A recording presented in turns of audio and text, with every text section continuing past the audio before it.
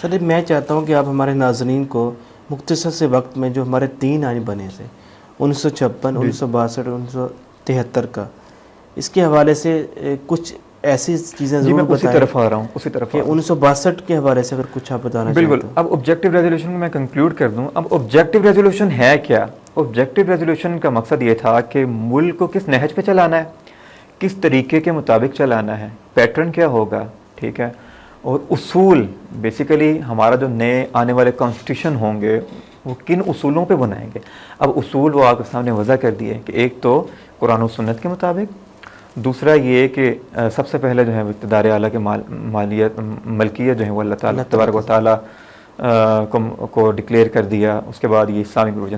اچھا اب نیکسٹ چلتے ہیں، جو آپ کا کویسچن ہے وہ یہ کہ آبجیکٹیو ریزولوشن جو ہے وہ کانسٹیٹیوئنٹ اسمبلی نے کثرت رائے سے پاس کر لیا. اب نیکسٹ جو ہے جیسے ہی وہ 1956 میں پاکستان کا پہلا آئین پاس ہوا تو اس آبجیکٹیو ریزولوشن کو بھی اس میں شامل کیا گیا، اس کی پروویژنز کو اس کے اندر شامل کیا گیا، اور اسی پروویژنز کے مطابق کیونکہ ہم نے پہلے ڈسکس کر لیا کہ ان اصولوں کی بنیاد پہ آنے والے کانسٹیٹیوشن بنائے گئے.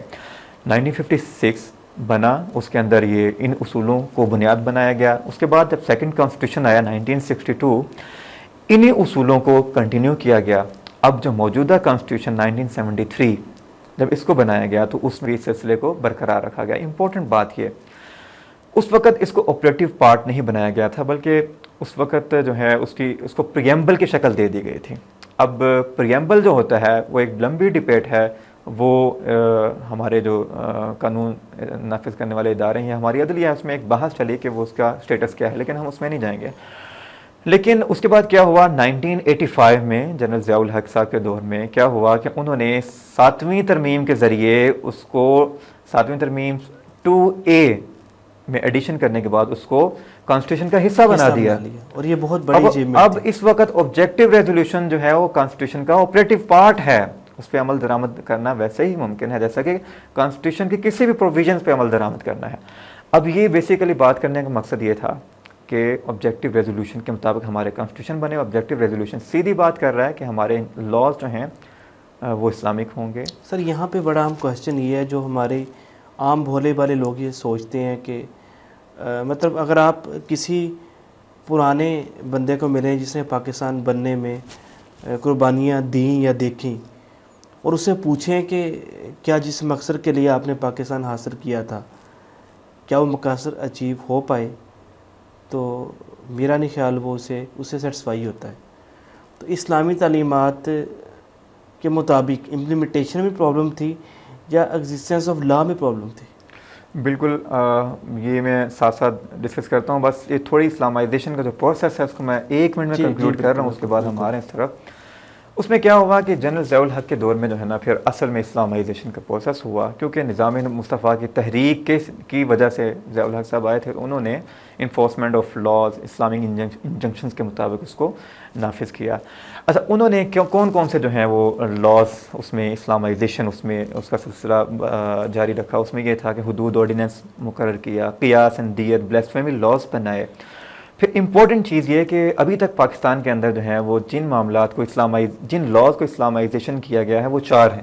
ایک تو ہمارا کانسٹیٹیوشن، اس میں کلیئرلی ڈکلیئر کر دیا گیا کہ وہ اسلامک انجنکشنز ہوں، اسلامک لاز کے مطابق ہوگا. جیسا کہ آپ نے ڈسکس کیا کہ آرٹیکل 2 to 7 227 یہ کہتا ہے کہ اگر آلریڈی کوئی لا ایگزسٹ کر رہا ہے، اگر وہ دیکھا جائے گا قرآن و سنت کی تعلیمات سے انجنکشن آف اسلام کے خلاف ہے، تو اس کے بعد اسلامی نظریاتی کونسل ہے، ان کے پاس رائٹ ہے، وہ ریکمنڈیشن دے گا آپ اپنی پارلیمنٹ کو، اور پارلیمنٹ جو ہے وہ ریکمنڈیشن کے بعد اگر پھر بھی وہ اس کو امپلیمنٹ نہیں کرتی یا چینج نہیں کرتی تو پھر فیڈرل شریعت کورٹ میں معاملہ جا سکتا ہے. یہ علیحدہ ڈبیٹ ہے. لیکن ہم اسلامائزیشن پہ آ جاتے ہیں. میں بات کر رہا تھا کہ حدود آرڈیننس، بلیسفیمی لاز اور جو بھی لاز بنائے. اچھا 4 لاز کانسٹیٹیوشن 1 ہو گیا. کرمنل لا میں امینڈمنٹس کی گئیں، اس میں PPC اہم ہے. ضیاء الحق صاحب کے دور میں کیا ہوا 295 بلیسفیمی لا، مقدس جتنے بھی انبیاء کرام ہیں، اولیاء کرام ہیں، ان کی توہین ہے، اسلامی شاعر کی توہین ہے، اس کے خلاف کلیئرلی سزائیں مقرر کیں. 295 298 آن ورڈ اس میں اضافہ کیا گیا. قانون شہادت جو اس وقت لا آف ایویڈنس 1972 کے نام سے فیمس تھا، اس کو چینج کرنے کے بعد قانون شہادت آرڈر 1984 انٹروڈیوس کروایا گیا اور اس میں وہ تمام پروویژنس جو تھیں وہ اسلامک تعلیمات کے مطابق تھیں وہ ایڈ کی گئیں.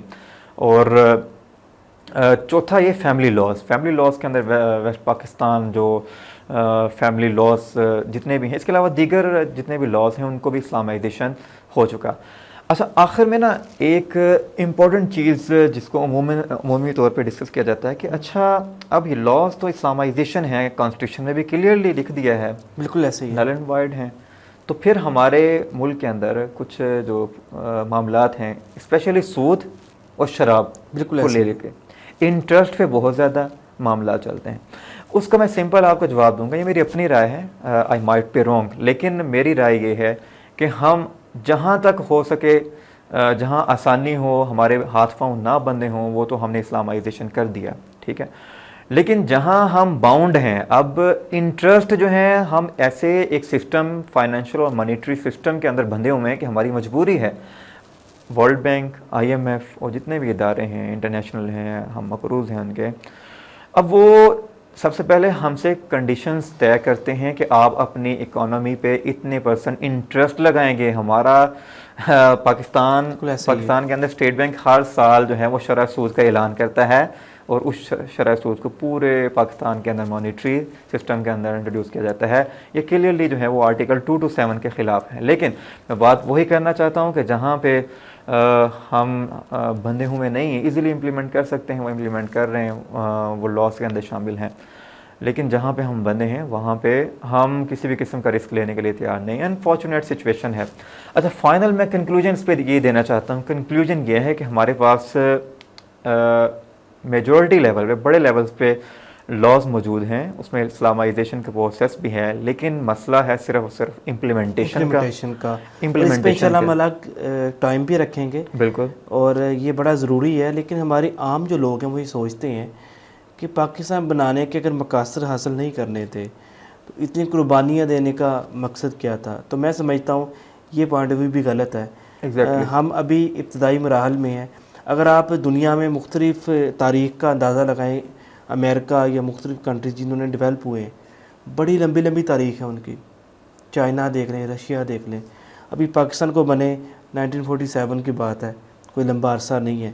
تو میں یہ سمجھتا ہوں کہ گفتگو کو کنکلوژن کی طرف جانے سے پہلے ہمیں یہ سوچنا ہے کہ کسی بھی چیز کو بنا لینا بھی ضروری ہے امپلیمنٹیشن سے پہلے.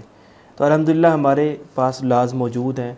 اب صرف ضرورت اس چیز کی ہے کہ ہم اسے کس طرح امپلیمنٹ کر سکتے ہیں. بالکل. اگر آپ اس کو میں آخری چیز کنکلوڈ یہ کرتا ہوں کہ میں نے جیسا کہ بتایا کہ ہماری امپلیمنٹیشن میں پرابلم ہے. پھر اگلا سوال یہ پیدا ہوتا ہے کہ جب کہ میں نے تھوڑی دیر پہلے بتایا کہ اسلامی نظریاتی کونسل فیڈرل شریعت کوڈ کس مقصد کے لیے بنائی ہے. اب انٹرسٹ اور ربا اور الکوہلک جتنی بھی شراب خوری ہے اس کے اوپر بھی بہت ساری جو ہے نا پاکستان کے مختلف ادوار میں یہ معاملہ فیڈرل شریعت کورٹ میں پینڈنگ رہا. اس کے اوپر پھر مختلف ادوار میں اسٹے ہوتا رہا، وہ گورنمنٹ کی طرف سے ڈیلے ہوتا رہا. کچھ چلتے چلتے اس پہ آج تک پراپر جو ہے وہ فیصلہ نہیں آ سکا. فیڈرل شریعت کورٹ کے بہت زیادہ جو ہیں اس پہ ورڈکٹس آ چکے ہیں، لیکن جب وہ فیڈرل شریعت کورٹ میں جاتا ہے، فیڈرل شریعت کورٹ وہ سپریم کورٹ کے تابع ہے، تو اس میں بہت سارے معاملات اس فلورس پہ جا کے پھنس جاتے ہیں. تو لہٰذا اب یہ اسٹرکٹ امپلیمنٹیشن ابھی پینڈنگ ہے. تو ہم امید کرتے ہیں کہ آنے والے وقت میں جب تک ہم اس انٹرنیشنل جو مانیٹری جو آرگنائزیشنز ہیں ان کے جال میں سے نہیں نکلیں گے، اس وقت تک کہ ہمارا خواب شرمندہ تعبیر نہیں ہوگا. تو آج کے لیے یہی ہے. ٹائم میں یہ چاہتا ہوں کہ ہمارے ناظرین کو کہ آپ سے کچھ گفتگو ہم نے اس پروگرام میں لازمی کی، یعنی آبجیکٹیو ریزولوشن سے بات شروع کی 1962 1973 پھر 1956 کا اس سے پہلے آئین تھا. آپ خود بھی اس کو اسٹڈی کریں اور دیکھیں کہ وہ اسلامی دفعات کیا ہیں جن کی امپلیمنٹیشن ہونا ضروری ہے. لیکن ہمیں امید کا دامن ہاتھ میں رکھنا چاہیے. انشاءاللہ وہ دن آئے گا جب پاکستان میں ان لاز کی امپلیمنٹیشن بھی ہوگی جن لاز کی امپلیمنٹیشن کے لیے ہم نے یہ ملک حاصل کیا. آپ اس ویڈیو کو لائک کریں، شیئر کریں، اس چینل کو سبسکرائب کریں، اس کو آگے پہنچائیں اس یقین کے ساتھ کہ آپ کا یہ کلک کسی کی زندگی بدل سکتا ہے. تب تک کے لیے اجازت دیجیے. اللہ حافظ.